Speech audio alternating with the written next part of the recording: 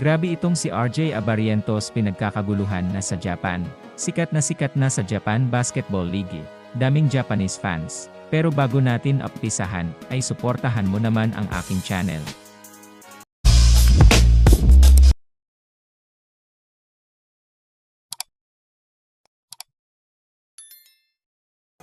Matinding ingay nga ang ginagawa nitong si RJ Abarientos ngayon sa Japan Basketball League. Napakaganda nga ng pinapakitang performance nito sa paglalaro ng basketball. Marami nga ang humahanga sa kanyang paglalaro. Matatandaan nga natin na napakaganda din ng ginawa nitong si RJ Abarientos noon sa Korean Basketball League. Naging Best Rookie of the Year nga siya sa nakaraang season ng Korean Basketball League. Ngayon nga ay maganda ang pinapakita nitong si RJ Abarientos na paglalaro ngayon sa Japan Basketball League. Napaka-epektibo nga nito pagdating sa opensa, at pag-assist sa mga teammates niya.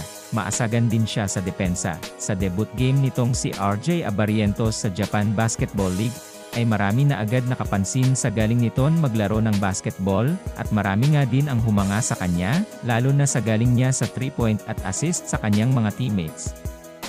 Ayon nga sa coach na Shinshu Brave Warriors, ay malaki ang nakikita nitong potential dito kay RJ Abarientos, at malaki din ang kanilang aasahan dito kay kabayan RJ Abarientos, dahil sa pinapamalas nitong paglalaro ng basketball. Bibihira nga lang daw ang makakita ng magaling na player, at talagang napakataas din daw ng IQ pagdating sa game.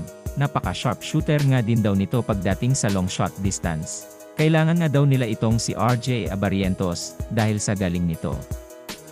Kayang-kaya nga daw nilang mas lalo pang improve ang paglalaro nitong si kabayan RJ Abarientos. Napakadali nga daw turuan nitong si RJ, dahil napakasipag nito, at napaka-hard work player daw pagdating sa basketball.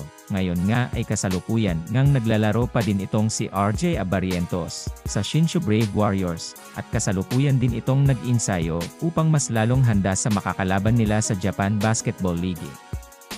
Sa tingin niyo mga kaibigan, kaya ni kabayan RJ Abarientos na makipagsabayan sa Japan Basketball League, o mahihirapan ito sa makakarap niya?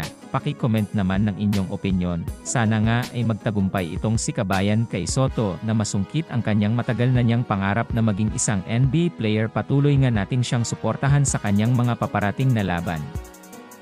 Sana nga din ay magtagumpay ang mga Pinoy sa kanilang mga larangan, at maiwas sa mga injury, at makamit din sana nila ang gintong medalya.